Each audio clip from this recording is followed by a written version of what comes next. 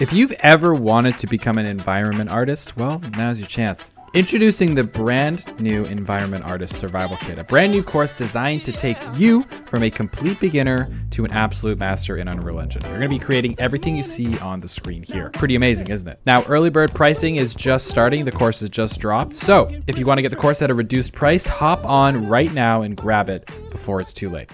Let's get into the video. Hi friends, I'm Yuliya, an environment 3D artist. Today I'd like to give you a quick peek at how I created my latest piece. Before we jump in, a huge thank you to Sculpting for letting me share with you this video. And if you enjoy what you see, I'd be super happy to have you follow me on my socials. Let's begin. I will show you how I sculpted this mossy stylized log top with cute little mushrooms. Let's dive right in. I chose a concept by Anthony Judy made for the Smurfs. Like a lot of artists, I use pure ref to gather all the goodies I might need. My main concept, sculpting refs from Pinterest and ArtStation, and examples of stylized moss. I also lined up a few wood texture references for later on. Before modeling, I break everything down into super simple shapes. This makes the early drafting phase way less intimidating. I start with basic forms and really focus on getting the proportions right. I love using Blender modifiers like Solidify to add thickness at the end and Skin for quick branches.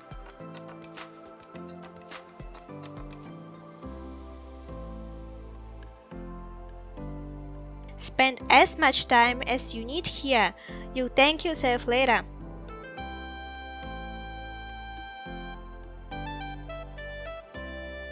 Those UFO-like mushroom shapes are already looking pretty tasty even this stage. If your concept has a main angle, try matching your camera to it. Getting that angle right early on makes a huge difference later. Sometimes I organize a concept image in the viewport with a bit of transparency to fine-tune camera placement and proportions. Once I'm happy with the draft and a camera, I prep the meshes for ZBrush. I tidy up the hierarchy so baking later is less chaotic. Then I apply modifiers like subdivision surface and bevel to smooth everything out before sculpting. Sculpting is my longest stage, but it's essential for organic shapes. I use clay build-up and some brushes from the orb set, like orb cracks. I start rough and simple with a low dynamic resolution, then refine each area until that cylinder really starts to feel like log.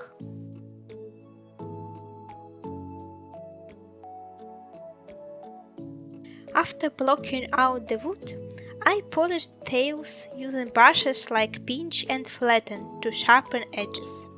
I gradually increase dynamic resolution to keep my detail crisp.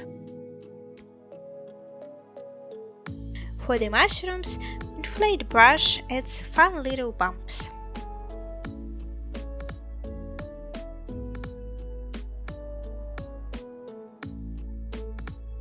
There are loads of ways to tackle moss. I decided to sculpt it right onto the model. I painted a moss mask, extracted the base form, and then tried out various brushes until I found a texture I liked.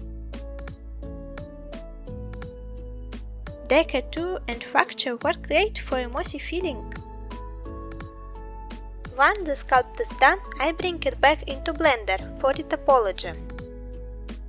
I prefer using the Retopoflow add-on. It's packed with handy tools that speed the process. Now I think that for a project like this, the remesher might have been enough. Still, extra practice never hurts. Next up, UV unwrap. I mark my seams where they are less noticeable while avoiding zero stretching. Blender's unwrap is fine, but I love using Prism UV for cleaner results. With a bridge add-on, I can zip between Blender and Prism UV in a flash. I'm all about workflows that save time and energy, boss.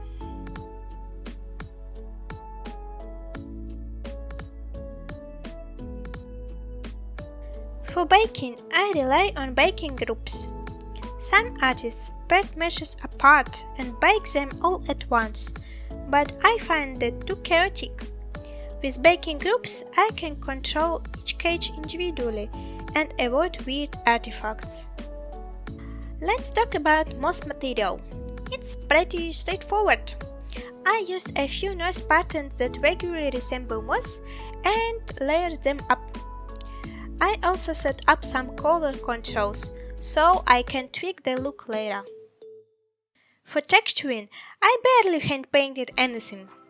I used materials that give a hand painted vibe, plus a few presets I always keep handy. Curvature and edge highlight generators help, and I love adding a blur slope filter to get that painterly finish.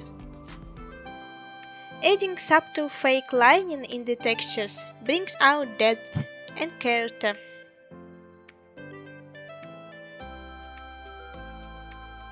For the moss mask, I painted it directly, rather than using an ID map. It felt more fresh and natural. I also set a mask anchor, so I can reference it later, adding a bit of soft shadow beneath the moss.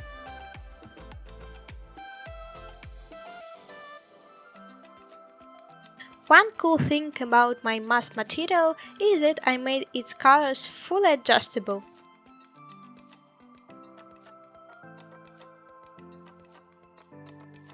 Just by tweaking a few sliders, I turned this into a cozy, autumnal falling look.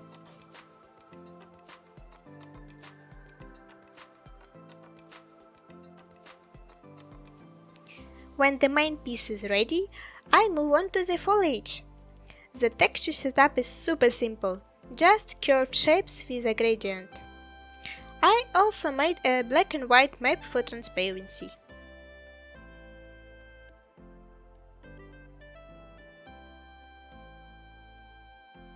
I love making foliage in Blender. I applied the leaf and berry textures to a plane. With the knife tool, I cut out the leaf shape, remove extra geometry, and give it a little bend for volume.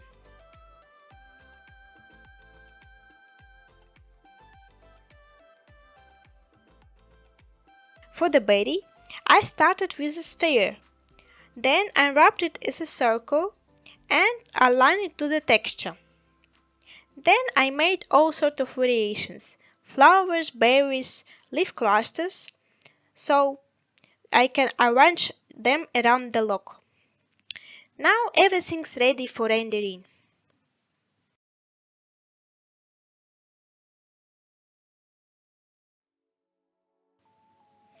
In Marmoset, I used a classic 3-point light setup, a main light, a rim light, and a fill light.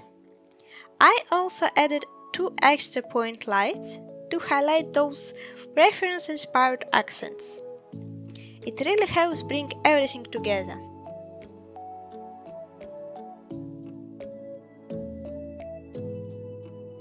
Thanks so much for tuning in, and a big shout out to Starlight Station for this opportunity. I hope you found this helpful and come to say hi on my socials. I'd like to connect. Bye!